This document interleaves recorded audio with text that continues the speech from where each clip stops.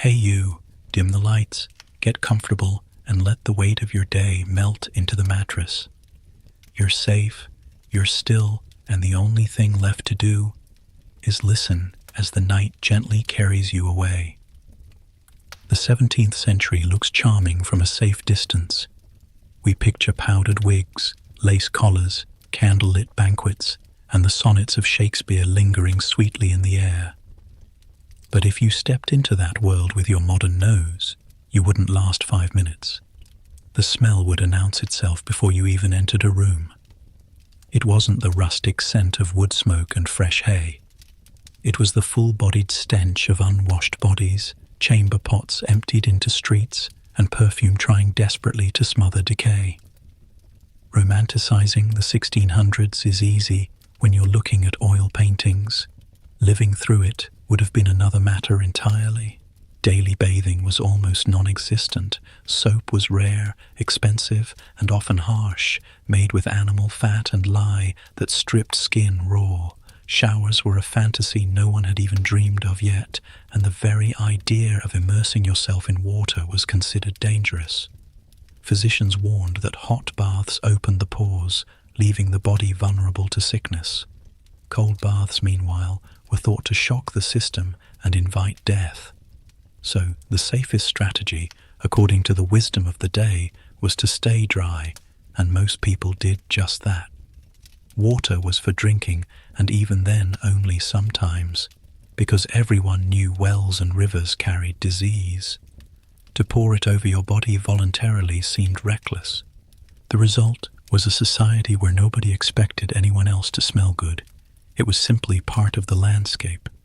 Imagine standing in a crowded marketplace, pressed shoulder to shoulder, with dozens of people wearing woolen garments that hadn't been washed in months. Imagine dining at a banquet table while the nobleman next to you carried the aroma of garlic breath, horse sweat, and a doublet stained with 3 weeks of meals. This was the normal baseline. People noticed perfumes and scented oils because they stood out like fireworks against a night sky of constant musk. To cover odor was a mark of wealth, a privilege, a declaration that you could afford rosewater or ambergris while others marinated in their own natural perfume. And then there were the streets. You cannot sanitize them in your imagination. Every alley doubled as a public latrine.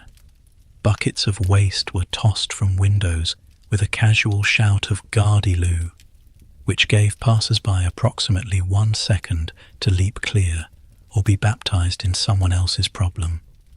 Horses clopped along cobblestones, leaving steaming evidence of their labor. Stray dogs picked through heaps of food scraps. Summer heat transformed it all into a choking haze. People carried nosegays, little bundles of herbs and flowers, to press against their noses as they walked. These weren't romantic tokens, they were survival mechanisms. Even indoors, the air was hardly better. Candles and hearths filled rooms with smoke. Windows were small and drafty, so ventilation was poor. Beds were shared by multiple people, fleas and lice included. Sheets might go months without a wash. The human smell mingled with the animal one, because pigs, chickens, or goats were often housed close by for warmth and convenience.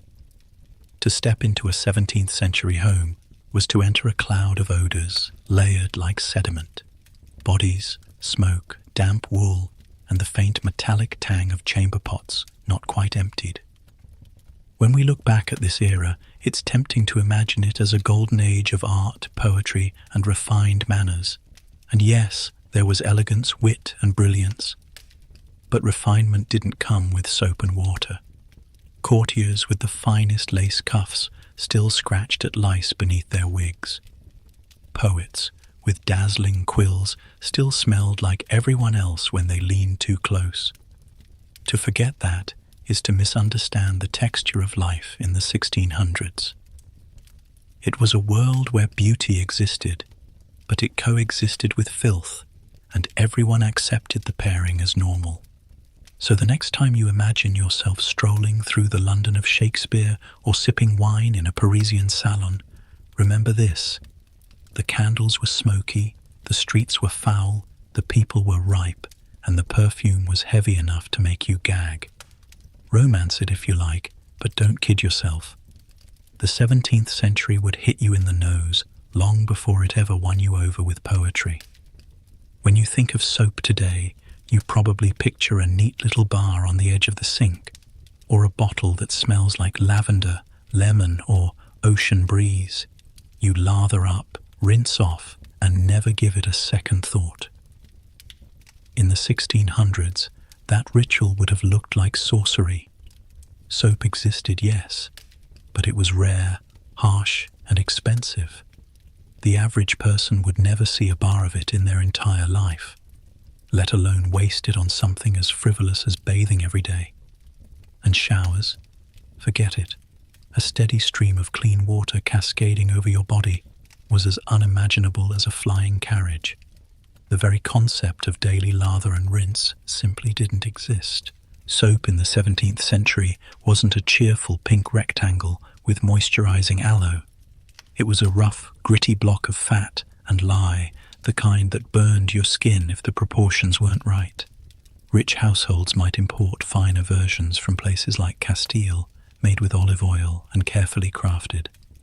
These bars were prized possessions, locked away like jewels, used sparingly on linens or delicate fabrics, and almost never wasted on the body. For everyone else, soap was a homemade sludge of animal fat boiled down with ash. It cleaned things, technically, but it stank and left a residue. Imagine rubbing yourself with something that felt like rancid bacon grease mixed with sand, and you'll have the idea. Because it was so unpleasant and costly, soap wasn't really for people. It was for laundry, dishes, and maybe the occasional scouring of hands that had been elbow deep in something unspeakable. Personal cleanliness relied less on soap and more on scraping, brushing, and changing into fresher linens. People believed that a clean shirt equaled a clean body. You could sweat through 3 layers of wool, stink like a barn, and still convince yourself you were fresh simply by putting on crisp new linen next to your skin. The fabric absorbed the grime, the theory went, pulling filth away like a magical second skin. That shirt would eventually turn yellow, then brown, then crunchy, but until it physically fell apart, it counted as hygiene. As for showers, the idea would have been laughable. A constant stream of water. That required plumbing and pumps no one had the means or motivation to create. Even if they could, who in their right mind would voluntarily stand under gallons of cold or lukewarm water? The medical consensus was that it would weaken the body, invite disease, and possibly kill you. When people did wash, it was more of a splash than a soak. A basin, a rag, and a quick swipe at the face and hands. Maybe the pits if you were feeling ambitious. Anything beyond that was indulgent, dangerous, or both. Whole body immersion in water was rare, usually reserved for the sick, the wealthy, or the downright reckless. Cultural habits reinforced the suspicion of soap and water. Perfume and powders were considered more civilized than scrubbing. You might rub your skin with scented oils, dab rose water on your wrists, or sprinkle powdered herbs into your wig, but you would not dunk yourself in a tub every morning. To bathe too often was not only strange but suspicious. Some even argued that soap thinned the skin, letting in miasmas from the foul air, which they believed carried plague and fevers. Better to keep the pores sealed with a nice healthy layer of sweat and dirt. The irony, of course, is that in avoiding baths, people expose themselves to lice, fleas, and infections that soap might actually have prevented. But hindsight is a luxury. In the 1600s, the choice seemed obvious. Don't tempt fate with risky scrubbing. Cover the smell with musk, keep your linens rotated, and call it good. The thought of a daily shower, hot water cascading over your head with lavender soap foaming in your hands, would have been absurd fantasy, the stuff of alchemy and fairy tales. Cleanliness might have been next to godliness, but in practice, it was also next to impossible. In the 17th century, water was not a friend. It was not cleansing, refreshing, or rejuvenating.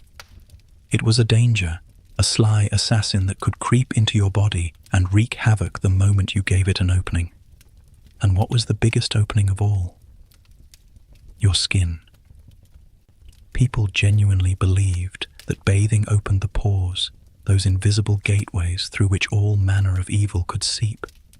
The damp air of a riverbank, the foul mists rising from the streets, the so-called miasmas of disease, all of it could enter the body more easily if you had just bathed. Better to stay sealed in a protective coating of natural grime than risk catching death with clean skin. This idea wasn't born out of superstition alone. It had roots in the medical theories of the time. 17th century physicians still leaned heavily on the teachings of Galen and the humoral theory of health. The body, they believed, was a delicate balance of fluids: blood, phlegm, black bile, yellow bile, and health depended on keeping these humours stable. Water, especially warm water, was thought to disturb this balance by loosening the body's defences. A steaming bath might feel pleasant for a few moments, but in their view it relaxed the flesh, opened the pores, and left you vulnerable to the poisonous air outside. Cold baths weren't much better. They shocked the system, weakened the heart, and invited chills that could spiral into fever. So while people might wash their hands, splash their faces, or dab at themselves with a cloth, true immersion in water was something to avoid unless it was absolutely necessary. Bathhouses, once popular in medieval Europe, had fallen into decline after waves of plague were linked, wrongly but understandably, to shared tubs of warm water. By the 1600s, many cities treated bathhouses as breeding grounds of disease and immorality, shutting them down or letting them decay into seedy dens. Cleanliness, ironically, was now associated with filth of another kind. Instead, the safe approach was what we might call surface cleaning. A quick rub-down with a damp cloth, a rinse of the hands before a meal, a dab of scented water at the temples. That was enough to refresh without risking catastrophe. Clothes were believed to absorb the sweat and impurities of the body, so a fresh linen shirt was as good as a shower in the eyes of most people. They weren't being lazy, they were being cautious. The dirtier you were, the safer you were, or so they thought. Fear of water extended beyond the body to the very act of drinking. People preferred ale, wine, or small beer, not just because they liked the buzz, but because water itself was viewed with suspicion. It was often contaminated, and when someone did fall ill after drinking from a well or stream, the water was blamed, not germs, which no one yet understood. This only reinforced the idea that water was dangerous both inside and out. Why would you bathe in the same substance that killed people when they drank it? Better to trust a cask of beer. At least that was boiled in the brewing process. Of course, the irony was brutal. By avoiding baths, people invited infestations of lice and fleas, which were far more effective carriers of disease than water ever was. By fearing clean water, they clung to the very habits that kept plagues alive. But without the lens of modern science, the logic seemed airtight. If the last man who bathed came down with a fever the next day, the connection was obvious. If a noblewoman took a long soak and caught a chill, the cause was bathing. The lesson was clear. Water invited sickness, and the wise man stayed away. So the 17th century carried on in a haze of perfume, powders, and superstition, convinced that what we now know as basic hygiene was a form of self-sabotage. People built their lives around avoiding water whenever possible, seeing it as a tool for cooking, brewing, or extinguishing fires, but not for cleansing the body. In a time before germ theory, water was the enemy, and to emerge freshly washed was, in their eyes, to step straight into the arms of death. Perfume in the 17th century was not a gentle spritz from a glass bottle. It was a weapon, a cloud, a portable force field designed not just to attract admirers, but to overwhelm enemies, to mask the unmistakable aroma of a body that had not seen soap or water in weeks. People didn't bathe, but they did marinate themselves in scent, and the results could be powerful enough to choke a horse. In an age when the human smell of sweat, dirt, and sickness clung to every corner of the street, perfume was survival gear. The belief behind it was simple. If water was dangerous, perfume was protection. Doctors and philosophers argued that strong, pleasant odors could ward off disease. This was the age of miasma theory, the idea that sickness floated through the air in foul-smelling vapors. If the air smelled bad, it was bad for you. Therefore, if you surrounded yourself with good smells, you were safe. Perfume was more than cosmetic.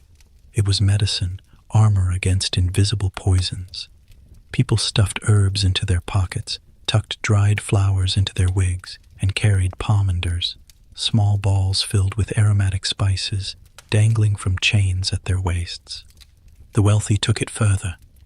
Nobles drenched their gloves in scented oils until the leather oozed fragrance with every gesture. Fans were dipped in perfume so that every flick of the wrist sent a burst of sweet air into the nose. Ladies dabbed rosewater on their foreheads and temples. Men splashed themselves with musk, ambergris, or civet, animal-derived scents so pungent they clung to the skin like a second personality. In crowded rooms, the combined effect was staggering. Imagine stepping into a salon where 50 different perfumes clashed, each designed to overpower the other.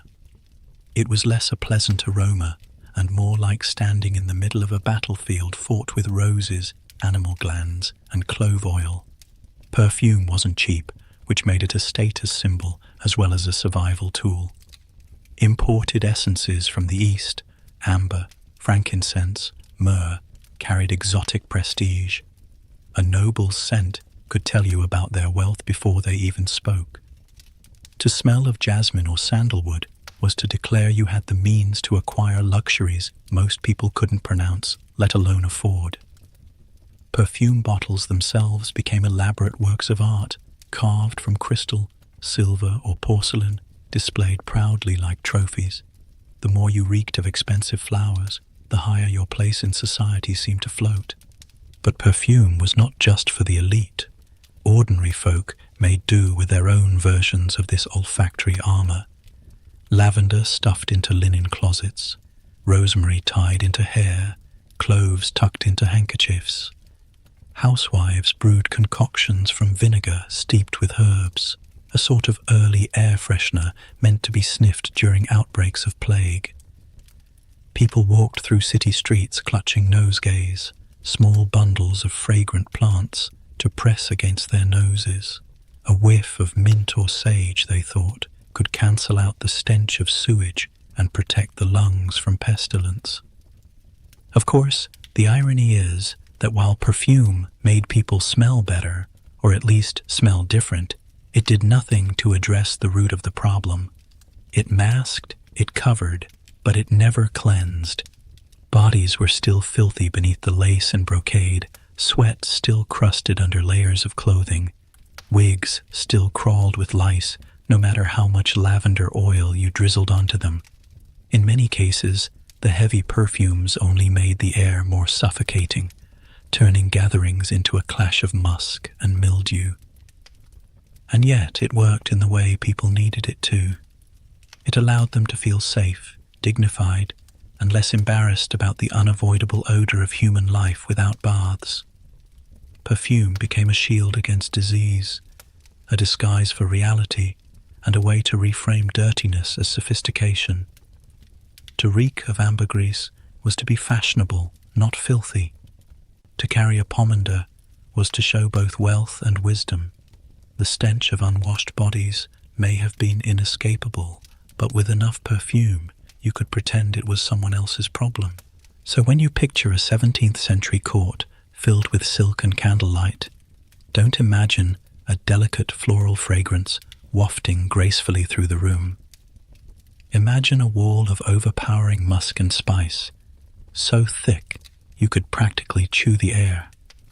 Perfume wasn't an accessory. It was armor, medicine, and social theater all at once.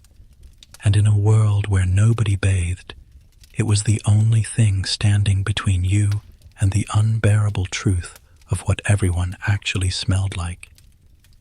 In the 17th century, when someone said they were clean, what they often meant was that they had changed their shirt.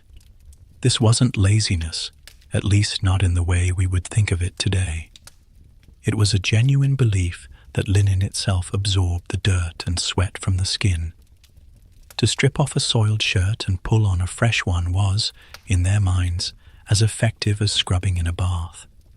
Why bother with buckets of water, the risk of illness, and the hassle of soap when the fabric could do the work for you? The great laundry cop-out was an entire philosophy of hygiene. Linen was prized not just for its comfort, but for what people thought it did for the body. The weave of the fabric was believed to draw out impurities. Perspiration, grease, dead skin, whatever the body excreted, linen would supposedly trap it, holding filth at bay. Once the shirt grew grimy, you could simply switch it for another, and voila, you were refreshed. The body beneath could go unwashed for weeks, sometimes months, but as long as you rotated shirts, you could claim cleanliness with a straight face. This habit made linen shirts and undergarments central to personal hygiene. The nobility spent fortunes ensuring they had closets full of them. A nobleman might change his shirt daily, or even several times a day, particularly in summer. Ladies wore multiple layers of fine linen chemises, confident that each fresh garment renewed their purity. A freshly laundered shirt was a visible and olfactory symbol of refinement. If you smelled like clean linen, you smelled like virtue. What lay beneath the fabric was irrelevant. Laundry itself, however, was no easy task. Shirts didn't magically appear fresh. Someone had to scrub them, and that someone was almost always a servant or a washerwoman. Linen was hauled to rivers, wells, or communal washing sites. It was soaked, pounded against stones, scoured with lye, and left to dry stiff as boards in the sun. The work was back-breaking, hands raw from cold water and harsh chemicals, arms sore from wringing and beating fabric. It was one of the most grueling jobs of the early modern world, and washerwomen were both respected and pitied for it. Yet this invisible labor underpinned the entire illusion of cleanliness for those who could afford it. For the poor, changing shirts was far less frequent. Many had only one or two to their name. A peasant might wear the same linen until it became nearly brown with sweat, patched over and over until it barely resembled fabric at all. In those cases, getting clean meant turning the shirt inside out, convincing yourself that a reversal counted as a reset. The wealthy could congratulate themselves on being fragrant and spotless, but the lower classes lived in the same clouds of grime with far fewer layers of linen to shield them. Of course, linen could only do so much. It absorbed sweat, yes, but it didn't banish odor. It soaked up oil, but it didn't erase it. People who believed their bodies were purified by cloth were still carrying the same bacteria, the same infestations, and the same dirt as before. But socially, the appearance of fresh linen mattered more than invisible germs no one knew existed. To be seen in a crisp white shirt was to be respectable, hygienic, even godly. To be caught in a stained one was shameful, no matter how long it had been since you actually touched water. There is something both comic and tragic in this system. It worked just enough to keep people convinced, but not enough to truly help. Clothes carried away the illusion of dirt, while lice happily nested in seams and collars. A nobleman in his fourth fresh shirt of the day might still reek the moment you stood close, but at least he looked immaculate, and that was what counted. In the 17th century, cleanliness was not a matter of skin and pores. It was a matter of linen and appearances. The great laundry cop-out let everyone pretend, and that was enough. By the time the 17th century rolled around, public bathhouses had already fallen from grace. What had once been lively centers of washing, gossip, and relaxation had become suspicious, seedy, and often outright condemned. In the Middle Ages, especially in bustling towns, bathhouses had been a normal part of life. People gathered there not only to scrub themselves, but to socialize, eat, and sometimes do things that had very little to do with hygiene. But after centuries of plague, paranoia, and moral policing, the bathhouse transformed from a symbol of cleanliness to a symbol of contagion and sin. By the 1600s, stepping into one was less about washing your body and more about risking your reputation or your life. The first strike against bathhouses was disease. When the Black Death swept across Europe in the 14th century, killing millions, people scrambled for explanations.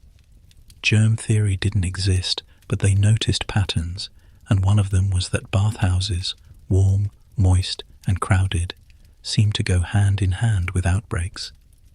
If you shared a tub with strangers, you might emerge not refreshed, but coughing your way toward an early grave. By the 17th century, the memory of plague was still raw, and bathhouses were easy scapegoats. Public health decrees in many cities shut them down or left them to decay. The second strike was morality. Bathhouses had always carried a whiff of scandal. Where people stripped down, temptation was never far behind. What started as co-ed relaxation quickly turned into thinly disguised brothels. Officials fretted that bathhouses encouraged lust, adultery, and every sin the church spent its Sundays railing against. By the Reformation, both Catholic and Protestant authorities had come to agree on at least one thing. Public nakedness was a slippery slope. To bathe in public was to flirt with both syphilis and damnation. The clean body, ironically, became a sign of a dirty soul. With public bathhouses fading, what remained were private tubs in the homes of the wealthy. But even these were approached with suspicion. A noble might have a wooden barrel or a copper basin large enough for immersion, but he or she didn't use it often. Baths were considered treatments for illness rather than regular hygiene. Doctors sometimes prescribed them for fevers, aching joints, or melancholy, often with elaborate recipes. A medicinal bath might be infused with herbs, salts, or even wine, but it was rarely repeated enough to constitute anything like routine washing. And again, people worried that too much soaking weakened the body and let in disease. Better to avoid it unless a physician insisted. For everyone else, the decline of bathhouses meant relying on the half measures of the age: perfumes, linen, powders, and the occasional wipe down with a damp cloth. The poor, who might once have used communal bathhouses for an actual scrub, lost even that option. Rivers, ponds, and streams became their fallback, though plunging into one was seen as reckless, dangerous, and probably unhealthy. Children might splash in water during the summer, but adults eyed them with disapproval, certain that open pores meant open doors for plague. What's striking is how the cultural memory of bathhouses lingered even after they were gone. In literature and sermons, they were shorthand for vice, indulgence, and filth masquerading as luxury. To the 17th century mind, the very act of immersing your body in water had become morally and medically loaded. Cleanliness no longer meant scrubbing away dirt, it meant avoiding the bathhouse altogether. So by the 1600s, the very institutions that had once promoted communal hygiene had been dismantled, leaving Europeans with fewer ways than ever to get truly clean. The bathhouse had gone from daily ritual to scandalous relic, and with it disappeared the last remnants of widespread bathing culture. What replaced it was the peculiar world of scent clouds, linen swaps, and the stubborn belief that water was more dangerous than dirt. To step into a tub in the 17th century was no longer ordinary. It was radical, risky, and almost subversive. If the 17th century had one clear rule about hair, it was this: don't wash it. In an age when water itself was treated with suspicion, the idea of pouring it over your scalp was madness. Doctors warned that wetting the head could damage the brain, invite fevers, or let in dangerous vapors. People believed hair was a kind of sponge for disease, a weak point where the body could be invaded. Better to keep it dry, oily, and sealed beneath a wig or a thick layer of powder than risk letting water drip anywhere near your skull. Clean hair, in the way we think of it now, was practically unthinkable. The result was a culture where natural hair was neglected, hidden, or replaced altogether. For men, especially the wealthy, wigs became the ultimate solution. These weren't the neat powdered periwigs of the 18th century just yet, but they were already making their mark. Wigs covered thinning hair, signaled status, and most importantly, spared you the trouble of maintaining the hair you were born with. Your own locks could be greasy, tangled, and crawling with lice, but slap on a wig, dust it with powder, and suddenly you looked respectable. The irony, of course, is that wigs themselves were often infested, which meant you weren't solving a problem so much as layering new ones on top. Women had their own challenges.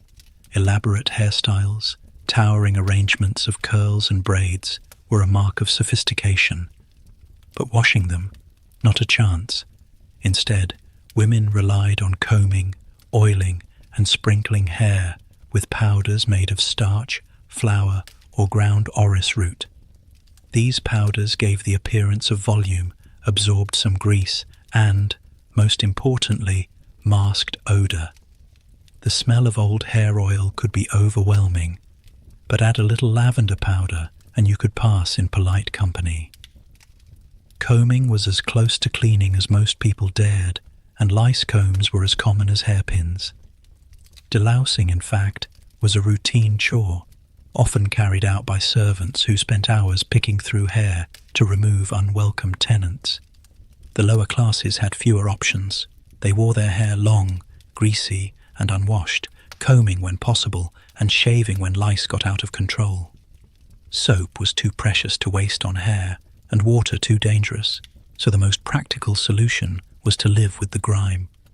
The scalp became a permanent ecosystem of oil, dirt, and insects, occasionally treated with vinegar rinses or herbal concoctions if things got especially unbearable.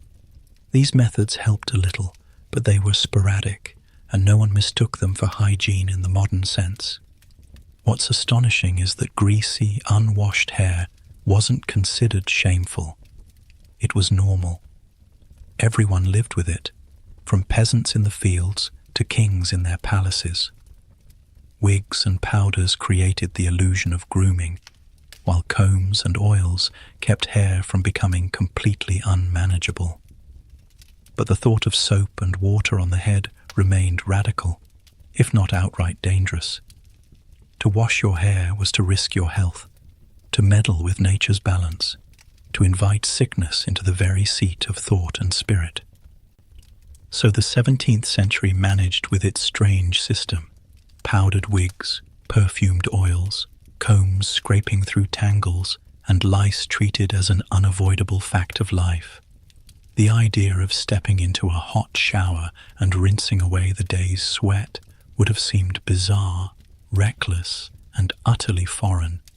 In their minds, a little grease was not just acceptable, it was protection. Your scalp wasn't dirty, it was sealed, and the dirtier it stayed, the safer you were. Tub. No plunge into fresh water, no soapy lather rising around you.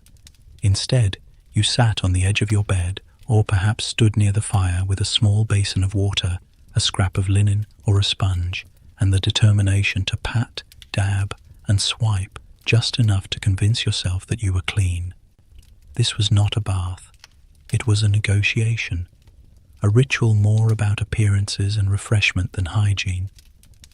The process began with a servant bringing in a basin of tepid water, usually no larger than what we might use to soak our feet today.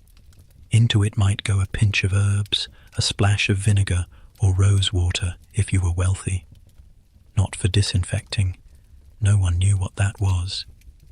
But for smell. The basin was not intended for immersion. No one stripped naked and climbed in. The water was simply a tool, and you were expected to use it sparingly. A cloth was dipped, wrung out, and then pressed against the face, the hands, perhaps the neck. These were the parts of the body that people saw, and therefore the only parts that truly mattered. The underarms might receive a dab, the feet if you'd been travelling. Anything beyond that veered dangerously close to excessive washing, which was frowned upon as unhealthy.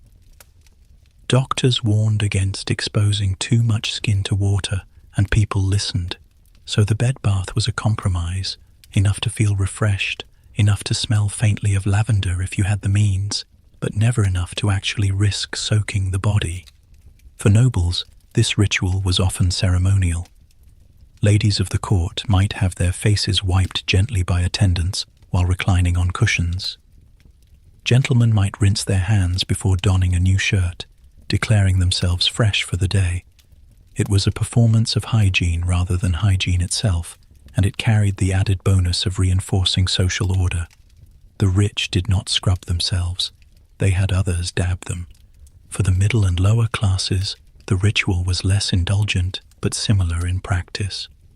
A damp rag dipped in well water, a quick wipe of the face, hands, and perhaps behind the ears. If you were lucky enough to have vinegar or herbs, you added them to cover the staleness of your clothes and body. If not, you accepted that cleanliness was relative, and that washing meant looking less obviously filthy rather than feeling truly clean. The irony is that for many, this daily or near-daily dab was probably the most consistent hygiene they had. The grand bathhouses were gone, real bathing was rare, but a cloth and a little water were manageable even in cramped homes.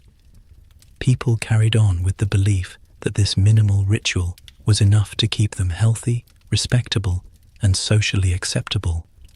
And in their world, it was. Everyone smelled, everyone sweated, everyone carried the same layer of grime. The difference between offensive and acceptable was not whether you were clean, but whether you looked like you had tried. The bed bath ritual reveals the essence of 17th century hygiene: half measures, illusions, and small gestures magnified into grand significance. To us, wiping your forehead with a damp rag is barely a start.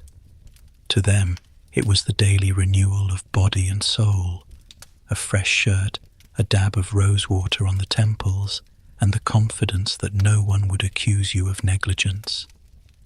That was enough to face the day. In a society terrified of water, but desperate for respectability, the damp cloth was king, and its work was called washing. Everyone in the 17th century had lice. It wasn't a secret, but it also wasn't something people liked to discuss openly. Instead, they scratched discreetly, pretended nothing was wrong, and carried on with their day. In a society where bathing was rare, laundry was occasional, and wigs were the height of fashion, lice found paradise. They lived in scalps, in seams of clothing, in bedding, and especially in the powdered wigs that the wealthy paraded around in like badges of sophistication. To have lice wasn't a mark of poverty or neglect. It was simply part of the human experience. Everyone itched, and everyone silently agreed not to make too much of it. For the poor, lice were relentless companions. With only a few shirts to their name, peasants wore the same garments for weeks, sometimes months, before they were washed. Lice thrived in the folds of linen, feeding on sweat, oil, and skin. Children, who had even less control over their hygiene, carried entire colonies, scratching until their scalps bled. Mothers picked through hair with combs or fingers, crushing lice between nails while gossiping with neighbors. It wasn't a one-time fix. It was a never-ending chore, part of the rhythm of life. The wealthy weren't spared. In fact, in some ways, they had it worse. Their prized wigs, elaborate constructions of horsehair, human hair, and stiffened curls were prime real estate for lice. The wigs themselves were rarely washed. Instead, they were dusted with powder and perfume to cover odors, creating an even more comfortable nest for vermin. Men and women itched beneath their wigs but ignored it. Removing a wig to scratch too often would ruin the illusion of dignity, so instead, nobles discreetly poked at their scalps when they thought no one was looking. Servants knew, of course, since they were the ones tasked with brushing, powdering, and sometimes boiling wigs to temporarily evict the pests. Doctors and household manuals occasionally recommended treatments, but these were rarely pleasant. Vinegar rinses, mercury ointments, or herbal concoctions were smeared onto scalps with varying degrees of success. Some remedies worked. Vinegar, for example, could loosen the glue that held nits to hair shafts, but they were temporary. Within days, new lice would hatch, and the cycle began again. Complete eradication wasn't possible in a world without modern sanitation. The best anyone could hope for was to keep the problem at a dull roar. Even beds weren't safe.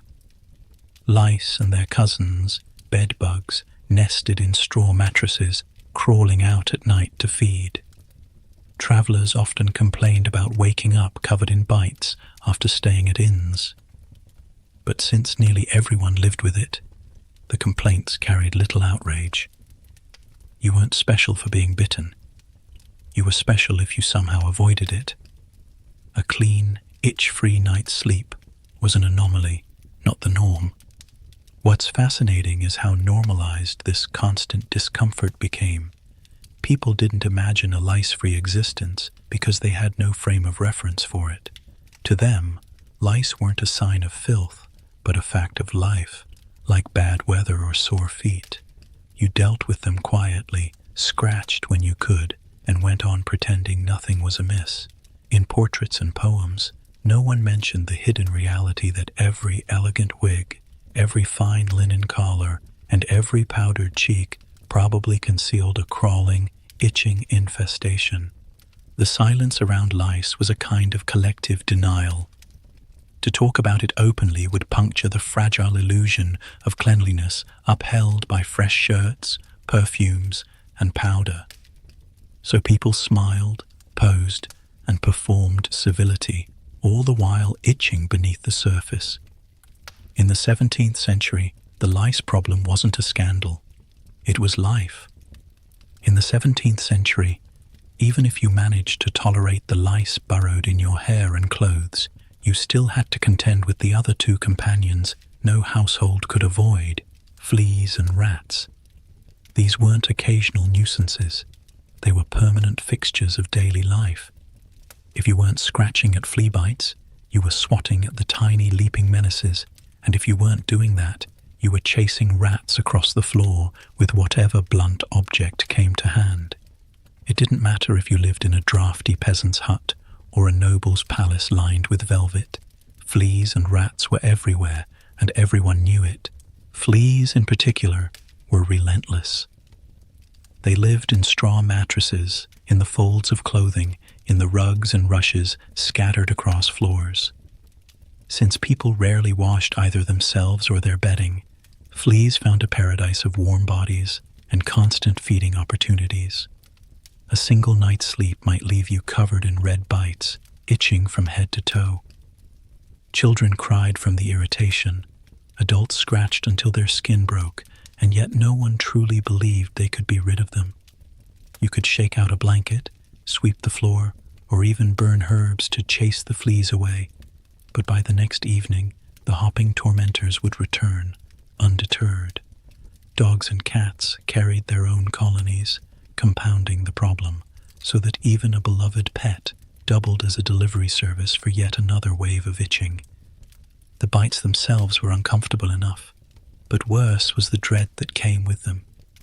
Everyone knew, even without modern science, that fleas were dangerous. The memory of plague loomed large, and though the exact role of fleas in transmitting it wasn't fully understood, people associated the pests with sickness and death. Some households tried to ward them off with aromatic herbs, lavender, rosemary, pennyroyal, stuffed into sachets or scattered under beds. Others hung flea traps made of sticky resin or cloth soaked in vinegar, but nothing worked for long. Fleas were as persistent as hunger and as common as smoke. If fleas were the itch, rats were the skittering shadow. They thrived in cities where garbage piled up, drains overflowed, and food scraps lay uncollected. In country cottages, they chewed through grain stores, spoiled harvests, and nested in the same straw people slept on. Their scratching claws and gnawing teeth were the soundtrack of the night. Servants were expected to set traps, chase them with sticks, or keep cats around, but the cats often became too fat and lazy to care once they had their fill of milk and scraps. Rats, meanwhile, multiplied faster than they could be killed. The wealthy waged their own wars against the creatures, but money didn't guarantee success. In grand houses, rats chewed through tapestries, invaded kitchens, and scurried under banquet tables, while servants tried desperately to stomp them without causing a scene. Fleas infested the lush carpets and plush chairs just as easily as they did peasant bedding, and perfume could only cover so much. The only real difference was that nobles complained in silks, while peasants did it in coarse wool. What made it worse was the silence. Just as lice were an unspoken fact, so too were fleas and rats.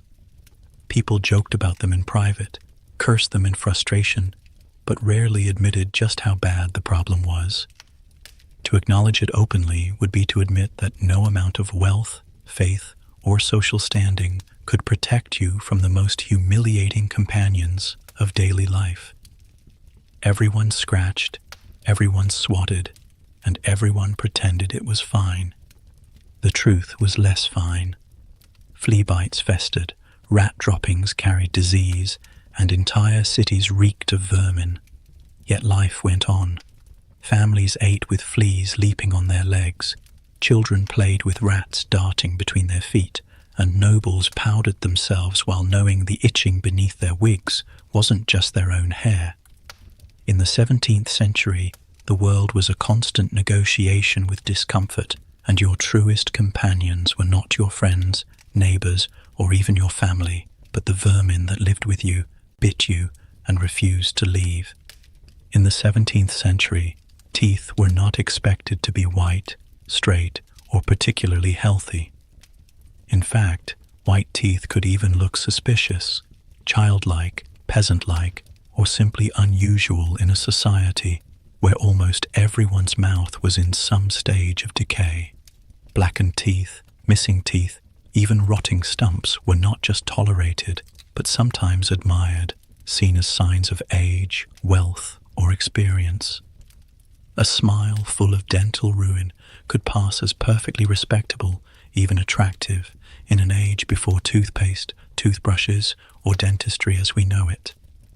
Sugar played a starring role in this strange twist. Imported at enormous cost from colonies in the Caribbean and the East, sugar was still a luxury in the early 17th century, consumed most often by the wealthy. To have blackened teeth meant you had access to sweets, candied fruits, sugar loaves, preserves that poorer neighbors couldn't dream of. So, when your enamel cracked and your gums bled from indulgence, it mocked you as a person of means. Rot was status. Elizabeth I of England, who famously loved sugar, had teeth so decayed by her later years that she struggled to eat. Yet courtiers still saw her darkened smile as regal, not shameful. What for us is a dental horror story was, for them, a badge of privilege. For the less wealthy, tooth decay came from a different source: neglect. Without toothbrushes, the The most common method of cleaning teeth was chewing herbs, rubbing with cloth, or rinsing the mouth with wine or vinegar. These practices might freshen breath briefly, but they did little to stop cavities, infections, or gum disease. People lost teeth young. Children often grew into adulthood already missing several, and by middle age, many mouths were full of gaps. Toothaches were part of life, endured with stoicism or drowned in alcohol. Dentistry, such as it existed, meant barber surgeons yanking problem teeth out with pliers, often in the middle of a market square, blood spraying while a crowd cheered. There was no anesthesia, the lucky ones fainted. Despite the pain, people didn't view blackened or missing teeth as especially ugly. They were simply normal. If anything, a person with all their teeth intact into adulthood might have looked uncanny, almost unnatural. Artists rarely painted wide, toothy grins, not only because smiles weren't considered dignified, but because teeth weren't worth showing off. Closed mouths and subtle expressions preserved the illusion of refinement while hiding the reality of decay. There were remedies, of course, but they were unreliable at best. Some rubbed their gums with ashes or soot to harden them. Others chewed cloves to numb the pain. Charcoal, salt, and even urine were recommended in various manuals as ways to strengthen teeth or whiten them slightly, but results were minimal and few pursued them with vigor. Pain was common, stench was tolerated, and blackened stumps simply became part of the human landscape. What's perhaps most striking is that people didn't seem horrified by their mouths. They joked about toothaches, endured extractions, and smiled crooked, half-rotted smiles without shame. In certain circles, black teeth even became fashion, deliberately imitated. In Japan, for example, noblewomen practiced ohaguro, dyeing their teeth black as a sign of beauty and maturity. While European society didn't adopt the practice formally, the cultural overlap is telling. Blackened teeth weren't universally despised, but often accepted as a marker of adulthood, wealth, or worldliness. In the 17th century, the mouth was a battlefield, and most lost the war before they were 40. Yet instead of recoiling, society adjusted its expectations. A smile didn't need to be pearly. It needed to exist, no matter how ragged. To live with pain, to eat around gaps, to sip wine through ruined teeth. This was ordinary. Beauty adapted, and so did people's pride. Black was beautiful, or at least black was inevitable. 17th century hair care was less about cleaning and more about hiding. In a world where soap was scarce, water was feared, and combs doubled as lice-picking tools, the most reliable solution was simply to cover the mess. Hats, wigs, and powders weren't fashion luxuries so much as defensive armor, disguising the greasy truth beneath. To imagine someone lathering up with shampoo under a stream of hot water is to imagine science fiction. The reality was far more pungent, tangled, and theatrical. For men, hats were almost as essential as shirts. Wide-brimmed felts, plumed cavalier styles, or simple caps kept the head hidden from casual inspection. Removing your hat in public was a sign of respect, but it also risked exposing the oily, matted thatch beneath. Better to keep it firmly in place. By the later 17th century, wigs began their reign among the elite, turning heads into elaborate constructions of horsehair, human hair, and powdered stiffness. A wig solved several problems at once. It covered baldness, announced wealth, and provided a tidy mask over the lice-ridden scalp no one wanted to discuss. The irony, of course, was that wigs themselves often crawled with vermin and had to be boiled, combed, or smoked to manage the infestation. Women, meanwhile, faced their own set of challenges.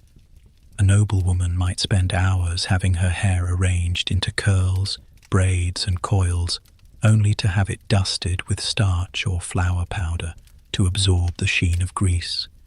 Scented powders of lavender or orris root could soften the stench of oils gone rancid.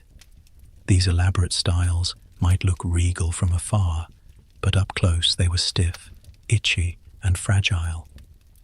Women learned to sleep sitting upright or with padded supports to preserve their hair for days, even weeks, rather than risk dismantling and reassembling the creation. Washing it out was unthinkable. Maintaining the illusion was far easier than attempting cleanliness. The lower classes didn't have access to wigs, scented powders, or elaborate styling. Their hair was left long, greasy, and unwashed. Hats, kerchiefs, and hoods became their version of camouflage. A woman in the fields tied up her hair in a linen wrap, not only to keep it out of the way, but also to hide the sheen of neglect. Men wore caps for warmth, modesty, and, though rarely admitted, to conceal how infrequently they combed or cleaned their heads. A cap could mask weeks of grime better than any herbal rinse. Hair care manuals of the time, what little existed, focused less on cleaning and more on preservation and display. Recipes advised rubbing hair with oils to keep it pliable, brushing to distribute natural grease, and perfuming it with herbs. None of this removed dirt, it simply rearranged it. Lice combs were indispensable, but even they were stopgaps. Removing every nit was nearly impossible, so most people settled for making their scalps a little less crowded. Hats and wigs did the rest. Fashion made a virtue of this necessity. Powdered wigs became symbols of status. Hats grew taller and more ostentatious, and hair accessories turned concealment into a performance. No one wanted to admit their head was itchy, oily, or foul-smelling, but everyone knew it was. The elaborate masks of hair culture were a collective agreement. Let us all look splendid, and let us never mention what lies beneath. In truth, 17th century hair care was never about health. It was about dignity, about keeping up appearances in a society where water was the enemy and hygiene was half imagined. Hats, wigs, and powders didn't solve the problem. They buried it under layers of grease, starch, and social expectation. And so long as everyone played along, the illusion of beauty held. Beneath the plumes and curls was the reality, unwashed, crawling, and hidden in plain sight. The idea that people in the 17th century took a monthly bath has been repeated so often it feels like truth. It conjures up the image of someone setting aside a regular date, perhaps the first Sunday of the month, to heat water, scrub themselves clean, and emerge refreshed. But the reality was far grimmer. Even once a month was wishful thinking for most. In practice, a true bath, immersion in water, naked, with soap and the intention of actually removing dirt, was a rarity, sometimes an annual ordeal, sometimes not at all. There were practical reasons. Heating enough water for a tub required enormous effort. Wood had to be chopped, carried, burned, and replenished. A large basin or barrel had to be filled bucket by bucket, each one hauled by hand from a well, stream, or pump. It wasn't a casual task. It was a household project. Once the tub was ready, one person bathed first, usually the head of the household. Then, in many families, everyone else took turns in the same water, dirt and all, until the youngest child sat in a lukewarm soup of grime. It is from this practice that the old phrase, "Don't throw the baby out with the bathwater," supposedly comes, because by the time the baby's turn arrived, you could barely see the child beneath the murk. But beyond the labor, there was fear. Learned physicians of the age warned that bathing was dangerous. They believed water opened the pores, leaving the body vulnerable to disease. A hot bath might relax you, but it also, they said, let vapors and miasmas seep in, carrying sickness with them. People were told it was far healthier to keep the pores tightly sealed under layers of dirt, oils, and clothing. Washing the hands and face with a cloth was safe. Soaking the body, that was practically an invitation to death. The wealthy had occasional access to private bathing chambers, But even they did not indulge regularly. They relied on perfumes, powders, fresh linen shirts, and the ritual of wiping with scented cloths to simulate cleanliness. A noble woman might bathe once or twice a year before a wedding or a significant feast, but she would far more often rely on rose water to dab her temples, lavender sachets sewn into her gowns, and layers of powder to absorb oil. For men, a scented wig and a clean, ruffled shirt served the same purpose. They looked presentable without the inconvenience or the risk of immersion. For peasants, baths were even rarer. Public bathhouses, once common in medieval Europe, had largely fallen out of favour by the 17th century, their reputations tainted by associations with disease and immorality. To bathe at home required not only labour, but privacy, and most poor families lived in one-room cottages where neither water nor solitude could be spared. A peasant might wash their face in a basin, rinse their feet in a stream, or take a plunge into a river during summer heat. But the notion of a scheduled monthly bath was simply out of reach. For many, bathing was an annual event, if at all, reserved for festivals or major holy days. The myth of the monthly bath likely survives because people wanted to believe in some regular rhythm of cleanliness, even if it didn't exist. Writers and travellers recorded exaggerated tales, and later centuries looking back imagined a level of hygiene that simply wasn't there. But the 17th century truth is that bathing was irregular, avoided, and treated with suspicion. To be clean meant a fresh shirt, a dusting of powder, and maybe a quick dab with a damp cloth. Anything more was indulgent or reckless. So when we picture someone in that era lowering themselves into a tub once a month, we're flattering the past. In reality, the tub was rarely filled, the water was rarely heated, and the body was rarely scrubbed. Cleanliness was not a calendar ritual. It was an illusion crafted with sense, fabric, and denial. The monthly bath, as we imagine it, was less a fact than a fantasy, one that helped people convince themselves they were managing their hygiene when, in truth, they weren't. When plague swept through the streets of 17th century Europe, terror didn't just reshape daily life, it rewired the way people thought about their bodies. If you lived through wave after wave of pestilence, the connection between health and water didn't make sense the way it does to us now. To them, bathing wasn't a shield against disease, it was a risk. The act of stepping into a bath was not cleansing, it was dangerous exposure. When death seemed to stalk every alley, the last thing you wanted to do was strip down and soak. Physicians of the time, armed with the medical theories of Galen and the humours, believed that the skin was a porous barrier. Bathing, especially in hot water, was thought to loosen and open the pores, leaving the body defenseless. Through those invisible openings, they believed bad air or miasma could seep inside, carrying with it the seeds of plague. It wasn't just superstition, it was taught in universities and whispered in royal courts. A warm bath might make you feel relaxed, but in their minds, it left you practically begging the plague to crawl into your veins. The memory of the Black Death still hung heavy over the 17th century. The 14th century catastrophe had killed tens of millions, and although no one understood fleas or bacteria, people drew their own lessons. Bathhouses, once communal centers of cleaning, gossip, and even leisure, came to be seen as plague factories. The air inside was hot and wet, the bodies were bare, and rumor had it that sickness spread from tub to tub like wildfire. By the time the 17th century arrived, many bathhouses had been shuttered, not just because of morality concerns, but because people genuinely feared that stepping into one meant stepping closer to the grave. Even in private, bathing became a suspect act. During outbreaks, physicians recommended avoiding all forms of water contact.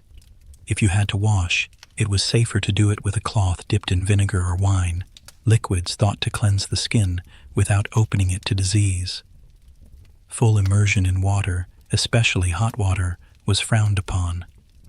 The wealthy turned even more fervently to perfumes, powders, and linen changes to simulate cleanliness. The poor, who had less access to those luxuries, simply endured, their fear of contagion outweighing any discomfort from dirt. Ironically, the very filth that disgusts us today was seen as protective then. A coating of sweat, grease, and powder was thought to shield the pores from infection, like a grimy barrier against the unseen plague clouds. Some even recommended rubbing the body with oils or fat to seal the skin. The dirtier you looked, the safer you might feel. It was twisted logic, but when the bells of death tolled daily, twisted logic was still better than none at all. Plague also made people suspicious of public water itself. Wells and rivers were often blamed for carrying contagion, especially when bodies piled up nearby or when waste from homes and hospitals seeped into them. Drinking water was boiled into ale or mixed with wine, while washing in it seemed doubly reckless. Why expose yourself to water that might be infected, when every rumor claimed the very act of touching it could summon the sickness into your blood? This fear hardened into habit. Even between plague years, the lessons remained. Parents taught their children to avoid unnecessary bathing. Doctors reinforced the advice with pamphlets. Royal courts codified the practice, turning perfume and powdered wigs into fashionable substitutes for soap and water. By the 17th century, the fear of bathing had become not just a quirk, but a survival strategy etched into culture. So when people avoided the bath, it wasn't laziness or lack of opportunity. It was fear, the kind born of mass graves and endless funerals. In their world, the man who stayed unwashed might live longer than the one who scrubbed himself clean. To us, it sounds backwards. To them, it was common sense. Bathing wasn't health, bathing was risk, and in the shadow of plague, risk was death.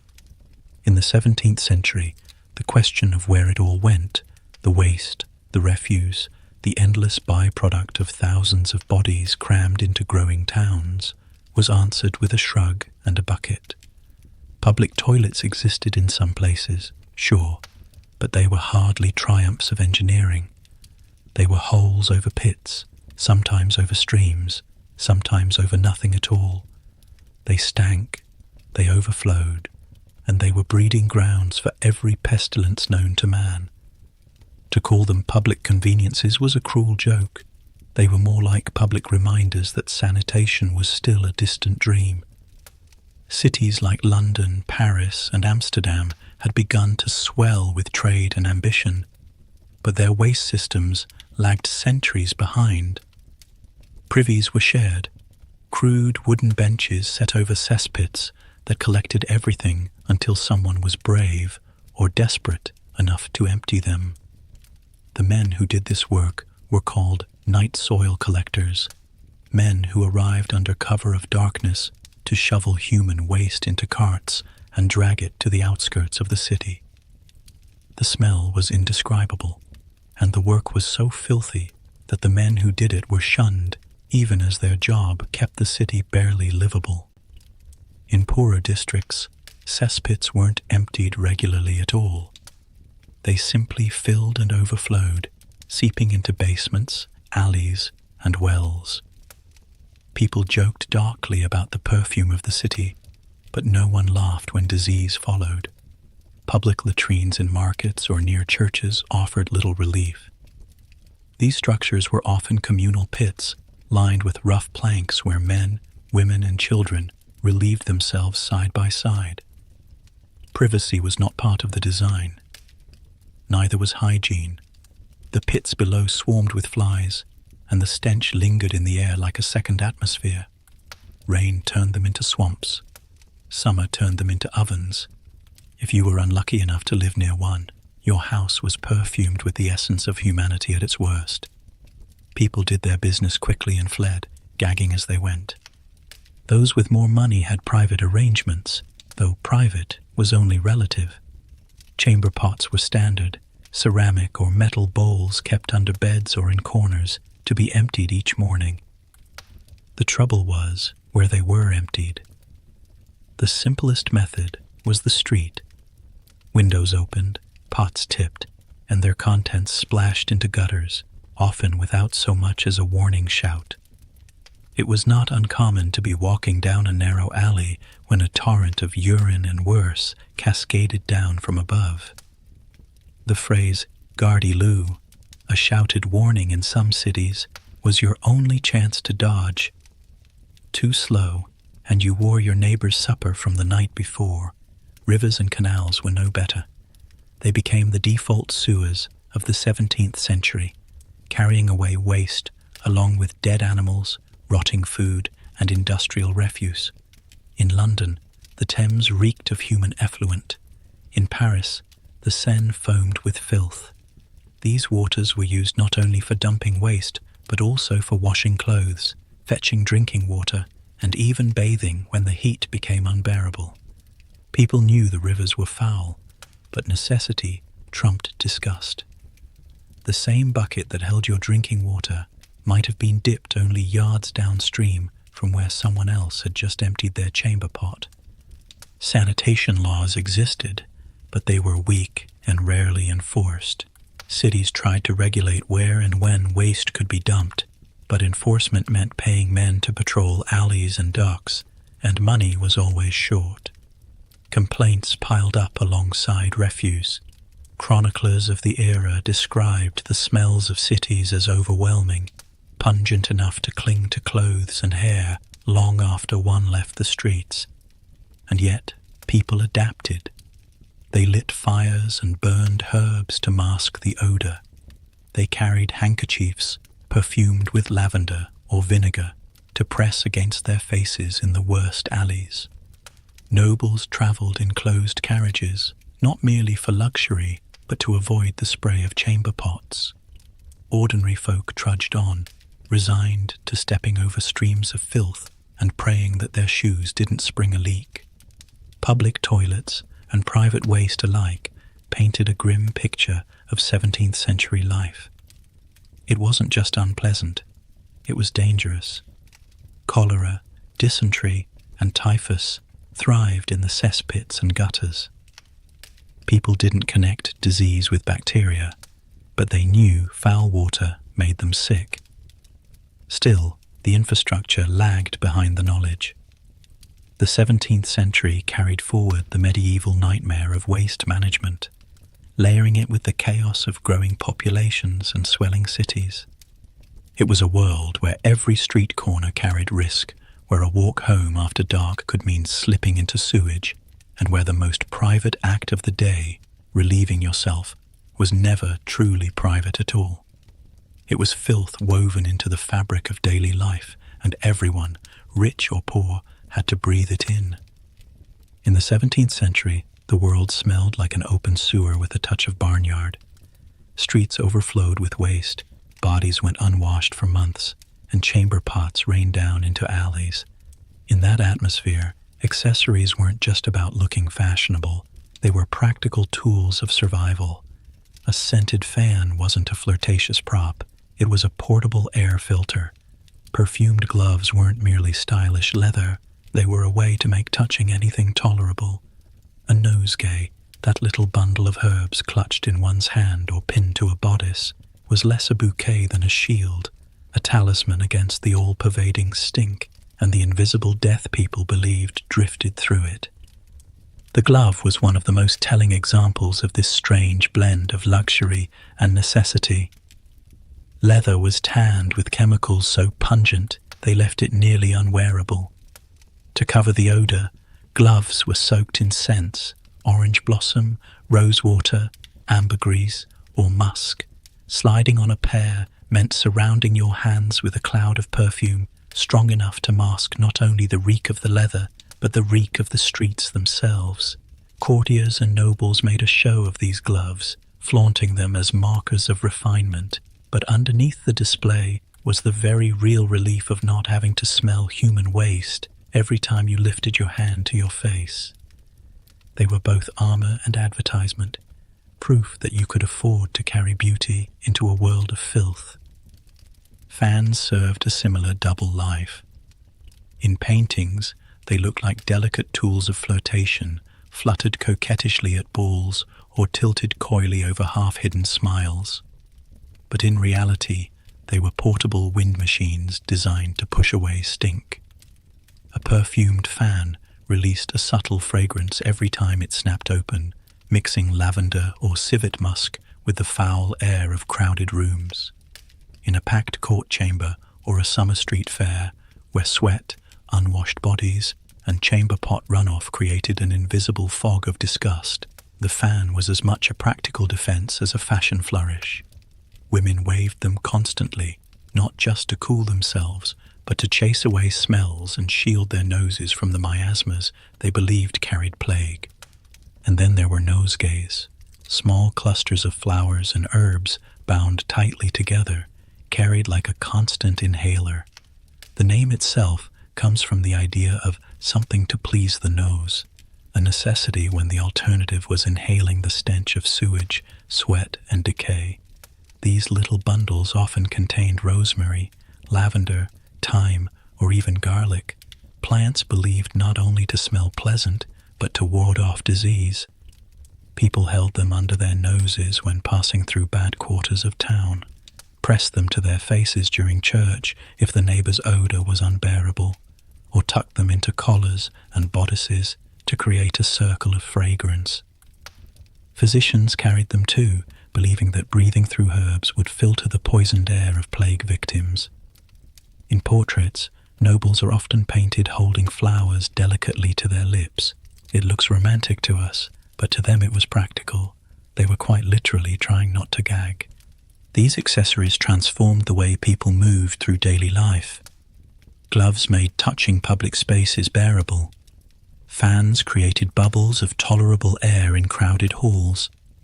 Nosegays allowed a person to breathe without retching as they crossed a bridge or market. Together, they created a sensory buffer between the individual and the foul reality of 17th century existence. Without them, even the most gilded ballrooms or royal courts smelled of human neglect. With them, one could at least pretend to float above it all in a haze of flowers and spice. Of course, the scents themselves could be overpowering. Musk and ambergris were animal products, pungent to the point of nausea. Powders used on wigs carried their own dusty tang. Perfumes weren't subtle spritzes, they were drenching. Walking into a court gathering was like stepping into a cloud of competing aromas, each noble trying to outmask the other. To a modern nose, it would have been suffocating, but to theirs it was preferable to the alternative. So when you imagine the 17th century's elegance, the lace collars, the gleaming wigs, the jewel-studded gloves, remember the invisible layer of survival built into it. Accessories were not frivolous. They were filters, fortresses, and coping mechanisms. To hold a nosegay was to hold on to dignity in a world that otherwise reeked. To slip on a perfumed glove was to carry a private sanctuary of scent into chaos. In the 17th century, survival wasn't just about swords or politics. It was about making it through the day without gagging.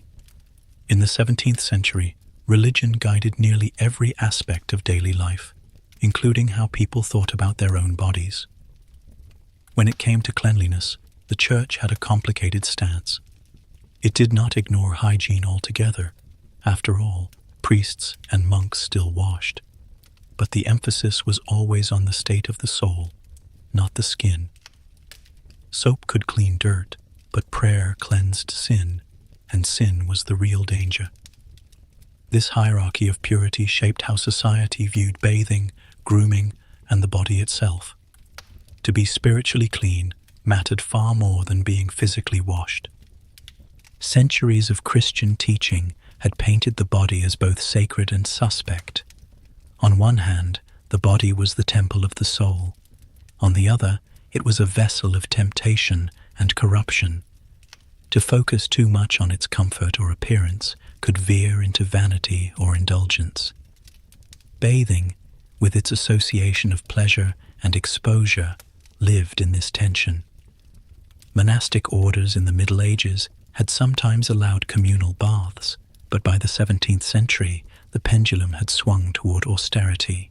The act of stripping naked and soaking in warm water was increasingly viewed as decadent, even dangerous, not just to health, but to morality. The Church's suspicion of bathing was reinforced by the legacy of medieval bathhouses, many of which had become notorious for doubling as brothels. What had once been seen as social gathering spaces and centers of hygiene were condemned as places of sin. When plague and disease struck, it was easy for clergy to point fingers. Immorality and water went hand in hand. Closing bathhouses was as much a moral crusade as a health measure. For ordinary people, that meant fewer opportunities to bathe, and for nobles, it meant that private bathing had to be discreet, framed as necessity rather than indulgence. Instead of emphasizing outward cleanliness, sermons encouraged inward purification.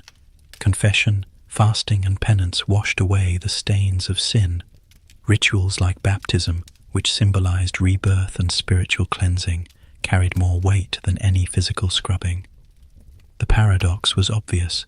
Water was celebrated as holy in the font, but feared as unhealthy in the tub. To immerse yourself in baptism was salvation. To immerse yourself in a bath was risk. Clerics often reminded their congregations that saints and martyrs had endured filth without complaint. Dirt was almost a badge of humility, proof that you rejected vanity and embraced suffering. Some ascetics even prided themselves on never washing, wearing grime and odor as a kind of spiritual armor. Pilgrims, trudging across Europe to shrines, considered their sweat and filth part of their devotion, a sacrifice of the body for the salvation of the soul. To be spotless in dress and fragrant with perfume might be acceptable in the courts of kings, but in the eyes of God, modesty, chastity, and faith mattered far more than whether your skin glowed. That said, the Church was not monolithic. Monks in certain orders prescribed regular hand and face washing, not for beauty but for discipline. Nuns might bathe for health reasons under strict supervision. Hospitals run by religious orders tried, with limited success, to keep patients somewhat clean, especially when diseases of filth spread, but the general atmosphere was suspicion. Cleanliness was tolerated when it supported prayer, health, or ritual, not when it strayed into indulgence. This attitude trickled down into society. A devout housewife might keep her linens fresh and her household swept, but her family's bodies went largely unwashed, justified by sermons that emphasized moral purity. A noble might anoint himself with holy water at Mass, but balk at the idea of an actual bath. And when plagues came, priests warned against immersion, reinforcing the idea that God alone, not water, protected the body. So, in the 17th century, soap was not salvation. Perfume, powder, and linen stood in for cleanliness, while sermons hammered home that the true battle was for the soul. People measured their worth less by the shine of their skin than by the weight of their sins. To modern eyes, it seems backward, even tragic, but to them, the trade-off made sense. When eternity hung in the balance, scrubbing away dirt was a distraction. Spiritual purity mattered more than soap, and the Church made sure everyone remembered it every Sunday. Romance in the 17th century was not a delicate exchange of roses and whispered sonnets. It was a collision of sweat, musk, and whatever perfumes could be poured on top to keep noses from revolting. Love affairs happened not in airy chambers with fresh linen, but in suffocating rooms heavy with candle smoke, chamber pots tucked discreetly behind curtains, and bodies that hadn't seen a proper bath in weeks. The truth is that passion in this era unfolded in an olfactory battlefield, where attraction had to fight its way through layers of grime and the thick haze of artificial scent. Courting itself often began with smell. A suitor might wear gloves soaked in ambergris, musk, or rosewater, the scent announcing his presence before he even entered the room. Women carried fans dusted with perfume or clutched nosegays of fresh herbs, both tools of flirtation and defense. The exchange of a handkerchief perfumed with lavender was more than a token of affection. It was a promise of relief from the overwhelming odors of daily life. To gift someone a scented item was to offer intimacy on manageable terms, a suggestion that love could exist despite the stench surrounding it. But perfumes were not subtle. A man drenched in musk could smell like he'd been wrestling with an animal carcass, while a woman powdered in violet water might carry a sweetness so thick it clung to walls long after she left. These aromas collided in crowded salons and bedrooms, creating a heady cloud where true body scents lurked beneath. Desire had to navigate this layered reality, the pungent human odor of sweat, grease, and unwashed hair wrapped in the sharp tang of rosemary oil or the syrupy heaviness of ambergris. It was less a matter of ignoring the smells than of recalibrating what counted as enticing. Sex itself was steeped in this sensory clash. Imagine silk sheets stiff with weeks of use, a fire blazing for warmth, and the unmistakable tang of bodies unwashed but perfumed to the point of nausea. Lovers found their way through it, adjusting their expectations. The scent of someone's skin, musky and raw, could become a signal of closeness, while the perfume clinging to their hair or the faint herbal notes of a nosegay at the bedside offered a mask against what lay underneath. What today would be called a turn-off was then an accepted backdrop. Everyone smelled, so the question wasn't whether you stank, but how creatively you covered it. Even in the highest courts, where love affairs could decide politics, the olfactory battlefield raged. At Versailles, courtiers doused themselves in gallons of perfume, yet the palace corridors still reeked of urine from the lack of proper latrines. Lovers whispered beneath ceilings dripping with gold leaf, but their embraces were conducted with the constant awareness of smell, whether it was the cloying cloud of their own perfumes or the foul odors creeping up from the gardens fertilized with human waste. Kings and queens themselves were not exempt. Their sheets were perfumed, their bodies powdered, but beneath the surface, they sweated like anyone else. Seduction had to work through layers of scent, both alluring and offensive. Writers of the time even acknowledged it. Poetry praised the sweetness of a beloved's breath, but beneath the metaphor was the fear of halitosis, common in an age with no toothbrushes. Playwrights joked about the stench of lovers, masking it in bawdy humor. Diaries quietly admitted that perfume was less about beauty than about survival. To love someone in this world was to embrace their fragrance in its entirety, sweat, musk, powder, and all. This was intimacy defined not by purity, but by persistence. To cross the barrier of smell was an act of devotion. To lie together in a haze of conflicting odors was to declare that passion was stronger than disgust. 17th century lovers didn't find themselves in spite of the battlefield of scents. They found themselves within it, adapting, enduring, and even finding beauty in the mingled chaos of sex, sweat, and perfume. When illness struck in the 17th century, you might hope for a doctor with wisdom, some early glimmer of science, or at least a comforting bedside manner. What you usually got was a man in a long robe, clutching a book of Galen or Hippocrates, muttering about humours and instructing you to stay dirty. To modern ears it sounds absurd, even cruel, but to them it was common sense. Water was dangerous, bathing was suspect, and dirt, in its own way, was considered protection. Doctors prescribed dirtiness, not out of neglect, but out of genuine belief that a clean body was an open invitation to sickness.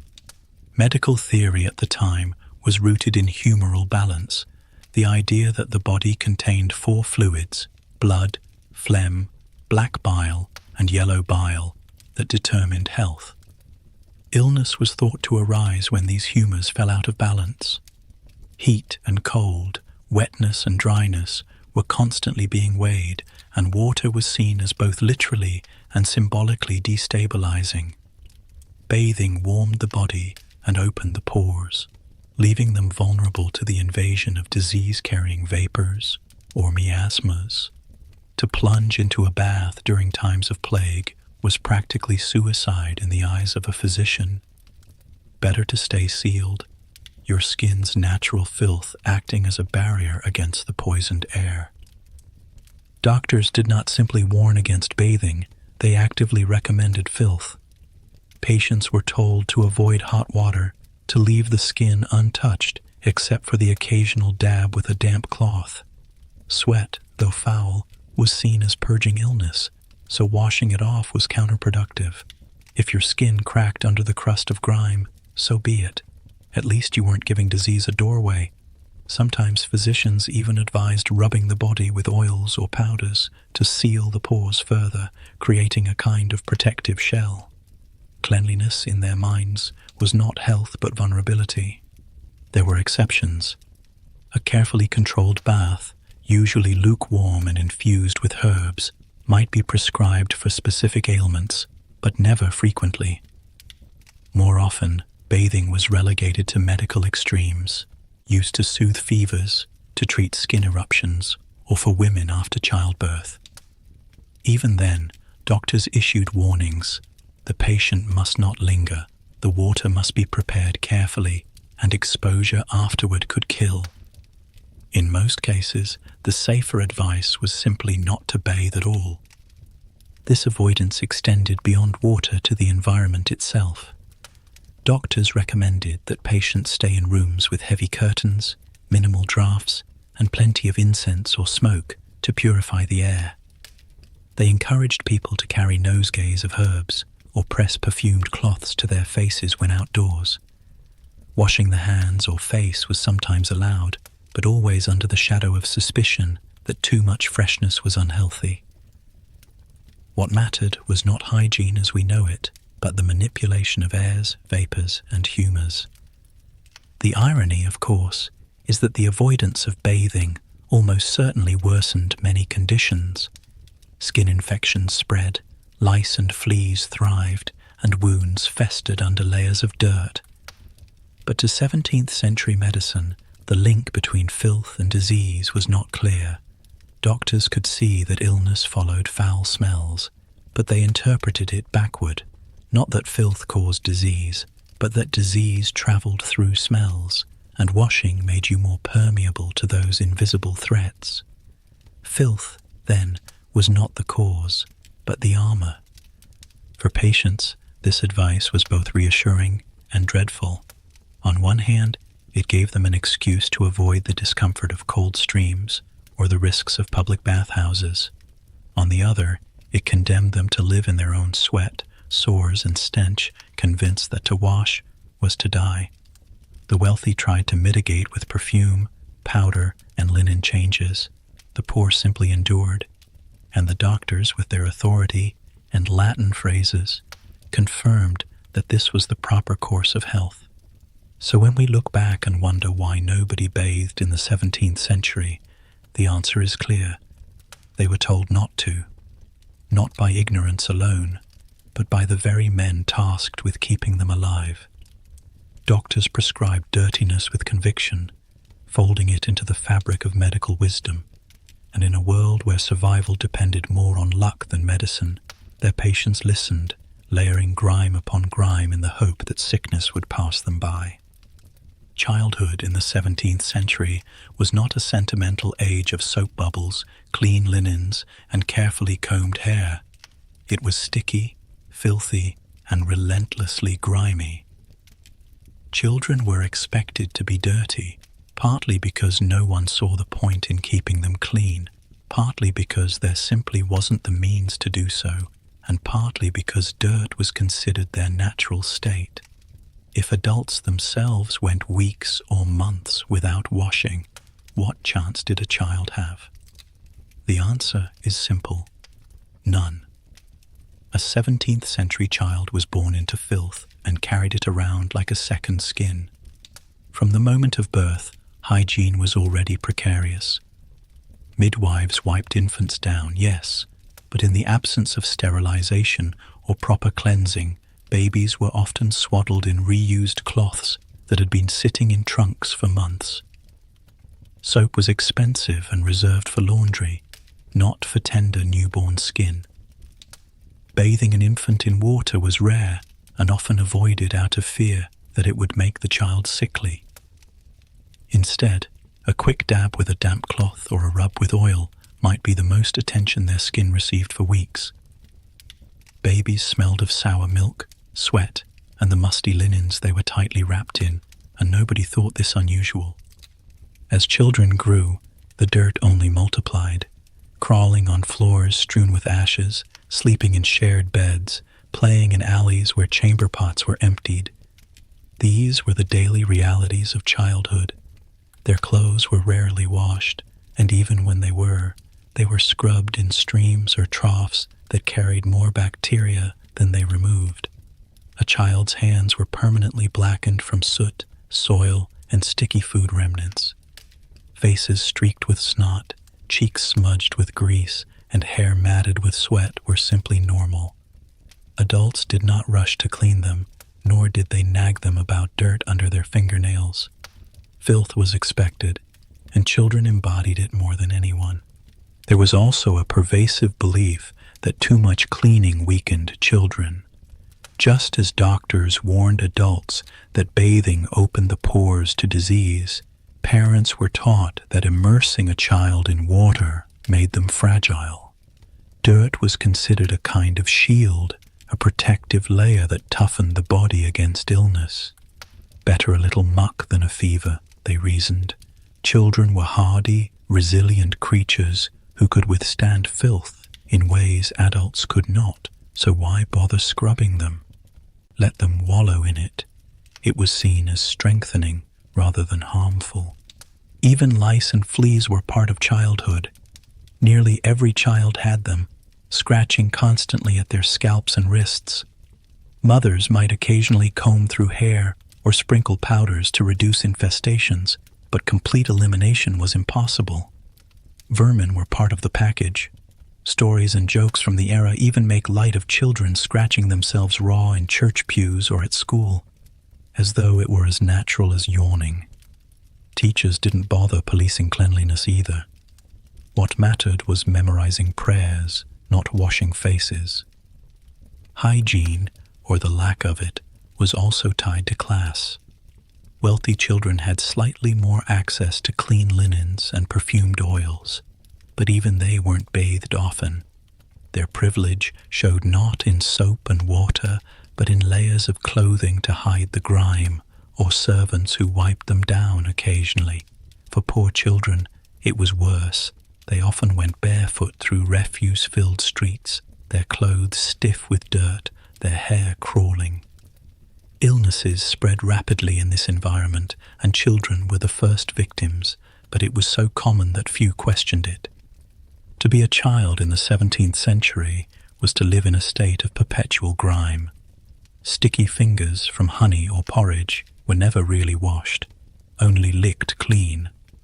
Mud caked on legs stayed until it cracked. Faces smeared with ash or berry juice became part of their appearance for days at a time. And yet no one batted an eye. Dirt was childhood, and childhood was dirt. Cleanliness was not a virtue, and soap was a luxury. Survival, not sparkle, was the goal. In a world where adults already avoided bathing, children were granted even less attention. Their bodies, their hair, and their clothes carried the evidence of a life lived close to the earth, close to animals, and closer still to filth. Sticky, filthy, and expected to stay that way. That was childhood hygiene in the 17th century. To scrub a child until they gleamed would have seemed not only wasteful, but reckless. Better to let them run wild, grime included, and hope they lived long enough to see adulthood where they would only be slightly less dirty. Travel in the 17th century was not a grand adventure filled with scenic roads and romantic vistas. It was an endurance test conducted in a haze of sweat, rot, and suffocating air. To move from one town to another meant willingly stepping into a confined box, whether carriage, inn, or ship, that concentrated every human odor imaginable and locked it in like a trap. Modern travelers complain about crying babies or limited legroom, but if you had stepped into a 17th century carriage, the smell alone might have sent you sprinting back home. Carriages were the worst offenders. Imagine 4 or 6 people crammed shoulder to shoulder, their layers of heavy wool and velvet already stiff with weeks of accumulated filth. The windows were small and rarely opened, partly because of weather, partly because of the fear of catching bad airs from the outside. Inside, the air grew thick. Horses pulling the carriage sweated and farted, their stench seeping in with every creak of the wheels. The travellers themselves added to the bouquet: sour wine breath, unwashed bodies, wigs dusted with rancid powder, and boots that had tracked through streets full of manure. Journeys that lasted hours felt like days, and journeys that lasted days became ordeals where every mile deepened the misery. Etiquette dictated that you endure in silence, though complaints were unnecessary. The groans, coughs, and shifting bodies said enough. If the carriage didn't break you, the inns might. An inn was less a place of rest than a concentrated pit of humanity. Beds were shared, sometimes with complete strangers. Sheets were rarely washed and often alive with lice. The straw stuffing inside mattresses reeked of mold, sweat, and whatever fluids previous guests had left behind. Common rooms smelled of stale ale, greasy stews, and chamber pots tucked behind doors. Smoke from the hearth mingled with the smell of damp clothing and wet dogs. Travellers ate their food elbow to elbow in rooms where the scent of sweat hung heavier than the smell of the soup. Privacy was rare, silence rarer, and cleanliness non-existent. If you managed to sleep at all, you woke itching, sneezing, or cursing the bedbugs that had feasted on you overnight. And then there were ships, floating prisons of stench. Even the most glamorous voyage carried with it the suffocating smell of bilge water, tar, spoiled food, and bodies crammed together in close quarters. Passengers below deck endured the constant reek of vomit as seasickness claimed nearly everyone. Rats scurried freely, gnawing on supplies and leaving their droppings everywhere. Sailors, unwashed and half-drunk, sweated through their tasks, and their odours filled the ship as much as the salt air. Add to this the livestock often carried aboard, chickens, goats, or pigs destined to be eaten later, and you had a rolling fog of stink that no amount of ocean breeze could fully clear. Travel stank, and everyone knew it. Wealth offered little reprieve. A noble might have more spacious quarters, a private bedchamber, or finer perfumes to mask the air, but beneath it all was the same shared grime. Servants who attended to the wealthy carried their own odours, and perfumes only added another layer to the suffocating mix. The poor had it worse: open carts, overcrowded bunks, cheap inns where the smell of mildew and rot clung to everything. The romance of the road, so celebrated in stories, was rarely felt by those who actually endured it. And yet, people travelled. They endured the suffocating carriages, the bug-ridden inns, and the fetid ships because they had to, whether for trade, duty, pilgrimage, or ambition. They adjusted their noses, pretended not to notice, and accepted that misery was part of the bargain. Travel wasn't about the journey. It was about surviving the stench long enough to arrive at your destination. For all their powdered wigs and perfumed gloves, the 17th century was an age where movement meant marinating in odors that no one could escape. A road trip was not an escape from daily life. It was just daily filth, magnified and put on wheels. When Europeans began crossing the Atlantic and encountering the peoples of the Americas, Africa, and Asia, they brought with them more than ships, guns, and religion. They carried an entire worldview about cleanliness, or rather, the lack of it. In Europe, bathing was viewed with suspicion. Water was feared as a pathway for disease, and the very idea of washing daily seemed absurd. So when colonists and explorers came face to face with societies where bathing was not only common but central to life, they responded with a peculiar mix of judgment, fascination, and hypocrisy. They often called indigenous peoples savages, yet those same savages were, by 17th century standards, far cleaner than the men who stepped off the ships. Take the Spanish chroniclers in the Americas. Hernán Cortés and his men were stunned to see the Aztecs bathing every day in rivers, lakes, and purpose-built steam baths called temazcals. These were not luxuries but regular practices, tied to health, ritual, and spirituality.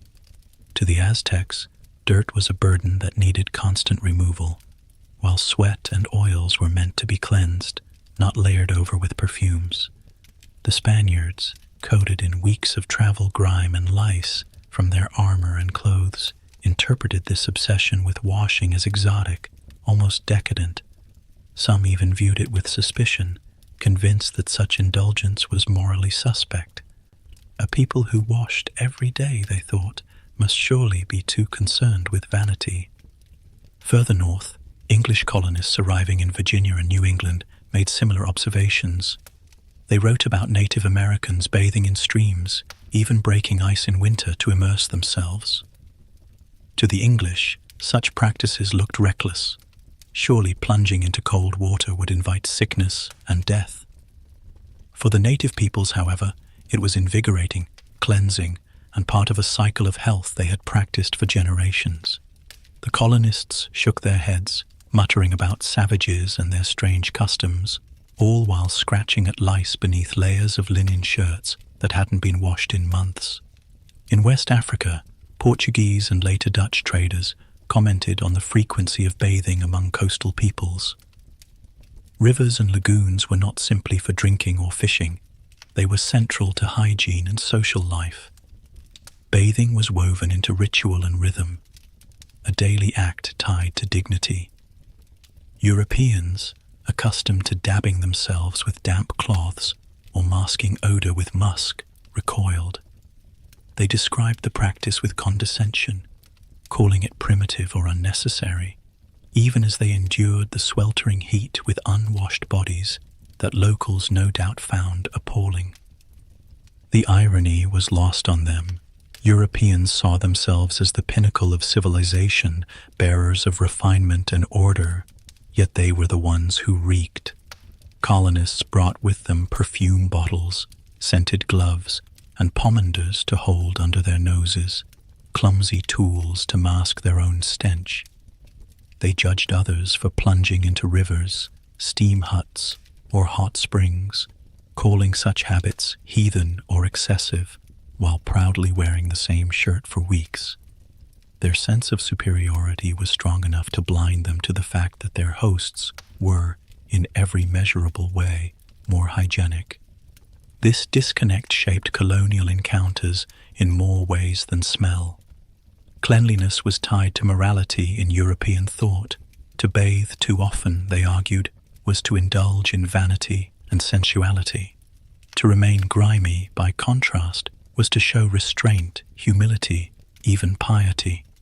So when colonists saw indigenous people keeping their skin clean, hair oiled, and bodies perfumed with natural herbs, they read it through their own lens, evidence of savagery. They could not understand that for these communities, bathing was not frivolous, but essential, a way to honor the body, the community, and the spirits. Of course, this judgment had political uses. To call a people unclean or uncivilized, even when they were objectively cleaner than their critics, provided justification for conquest and conversion. Missionaries discouraged ritual bathing, framing it as pagan or immodest. Colonists mocked or prohibited steam baths, not because they were unhealthy, but because they threatened European norms. Cleanliness, ironically, became one of the many ways Europeans tried to assert dominance, rewriting the narrative to make their own filth seem like virtue and their hosts' hygiene seem like sin. The tragic irony is that many Europeans, had they adopted the practices they saw, might have lived longer in these new lands. Disease ravaged colonial settlements, not only because of unfamiliar pathogens, but also because poor sanitation, filthy living quarters, and an aversion to bathing created breeding grounds for infection. Meanwhile, the clean savages were judged for habits that were, in fact, keeping them healthier. In the colonial imagination, cleanliness was not about soap and water, it was about power. To dismiss indigenous bathing as savage was to reassert European superiority, even as lice crawled under their wigs and fleas feasted in their beds. The story of dirt in the 17th century is not just one of ignorance, but of arrogance, where the dirtiest people in the room called themselves the cleanest. Soap in the 17th century was not the humble bar stacked in your bathroom cabinet, but a symbol of privilege and wealth. For most people, the idea of scrubbing themselves with lather was less a daily ritual and more a distant fantasy. Soap was expensive, often handmade, and produced in ways that placed it firmly in the realm of luxury goods. To own fine soap was to announce that you had money to burn, literally, since most thought washing with it was unnecessary for health. In a world where changing your linen shirt counted as bathing, the act of using soap on your body was closer to performance than hygiene. The making of soap itself was no simple affair. At its most basic, soap required animal fat and lye, a caustic mixture derived from wood ash. The result was a rough, brownish block that could scour grease from wool or strip grime from dishes, but was too harsh for most skin. This was the kind of soap ordinary people might occasionally use, if they could afford it at all. It burned, itched, and often left your hands raw. To wash your whole body with it was considered not just extravagant, but reckless. Soap was for clothes, pots, and maybe the hands of a cook, not for a bath that most people avoided anyway. The fine soaps, the ones that carried the shimmer of status, came from specialized centers of production. In places like Castile in Spain or Marseille in France, artisans refined the process, blending olive oil, soda ash, and fragrances into smooth, pale bars that felt soft to the touch and smelled faintly of luxury. These were the soaps that ended up in the chests of the wealthy, alongside silks and perfumes. Imported Castile soap was so renowned that its very name became shorthand for refinement. To display a bar of it in your home was less about cleaning and more about demonstrating that you had connections, wealth, and taste. In England and Northern Europe, where olive oil was scarce, soap making relied on animal fats and harsher materials. It was coarser, cheaper, and more utilitarian. Even so, taxes and monopolies often kept prices high. Soap became the subject of political battles. Governments taxed it heavily, recognizing that the rich would pay to keep their linens and hands clean. For the poor, soap was a rarity. When they cleaned themselves, it was more likely with sand, ashes, or simply water rubbed across the skin during fieldwork or river washing. Soap was something you knew about, maybe smelled once, but rarely possessed. Because of its rarity, soap took on an aura that went beyond mere cleanliness. It was often given as a gift, wrapped in cloth, perfumed, and presented to nobles or brides. A fragrant bar of soap was akin to jewelry, a token that said, "I belong to a world of refinement." Guests might be shown fine soap the way they were shown fine silver, not because anyone intended to use it, but because its presence suggested sophistication. To wash with soap was not so much about hygiene as about identity, a way of aligning oneself with wealth, cosmopolitan trade, and the whisper of exotic imports. Of course, this created a strange paradox. The wealthy had the most soap, but they often used it the least. Perfumes, powders, and scented gloves masked their smells, while their bars of imported soap sat in carved wooden boxes like treasures. The poor, who actually sweated through fields, stables, and workshops, rarely had access to it. Cleanliness was reversed. Those with the greatest need for soap couldn't afford it, and those who had it treated it as a luxury trinket rather than a necessity. Soap became a symbol, not a solution. When travelers described the homes of nobles stocked with fine Castile soap or Venetian perfumed varieties, they always did so with awe. These were not households defined by their actual cleanliness. Lice still thrived, wigs still reeked, and garments still went weeks without washing, but by the display of potential cleanliness. To have soap meant you could be clean, whether or not you ever actually bothered to be. In the 17th century, then, soap was not about scrubbing away filth. It was about status. A bar of Castile soap sitting on a noblewoman's shelf carried the same weight as a string of pearls. It said, "I can afford this, even if I never need it." Cleanliness was optional, prestige was not. By the 17th century, dirt and disease had become so familiar that most people considered them inevitable parts of life. Cleanliness was a luxury, bathing a superstition, and soap a status symbol. But slowly, across the 18th and 19th centuries, a shift began, a slow, hesitant awakening to the idea that water was not the enemy and that bathing could heal rather than harm. This transformation didn't happen overnight. It unfolded in fits and starts, pulled forward by Enlightenment thinkers, medical experiments, industrial advances, and, ironically, the very diseases that filth had once helped spread. The Enlightenment sparked curiosity about the human body and its relationship to the environment. Natural philosophers and physicians began to question long-held assumptions about miasma and pores. They observed that soldiers and sailors, forced to bathe during campaigns, seemed healthier, less likely to fall victim to lice and fevers. Public bathhouses, long abandoned in much of Europe, were reconsidered. At first, these baths were framed not as places of relaxation, but as medicinal treatments. Cold water plunges were prescribed for nerves, warm baths for rheumatism, and mineral springs became fashionable destinations for aristocrats seeking to balance their humors. The wealthy began to see bathing less as a threat and more as a therapy. Still, the idea of daily hygiene was far from mainstream. Most common people clung to linen changes and perfume as their shields against dirt. But Enlightenment science slowly chipped away at the fear of water. Physicians wrote treatises arguing that washing the skin could fortify the body rather than weaken it. Philosophers like Rousseau praised the natural vigor of savages who bathed freely in rivers, contrasting their vitality with Europe's sickly elite. Cleanliness was reimagined, tentatively, as a sign of health rather than vanity. The Industrial Revolution accelerated the process in ways no one anticipated.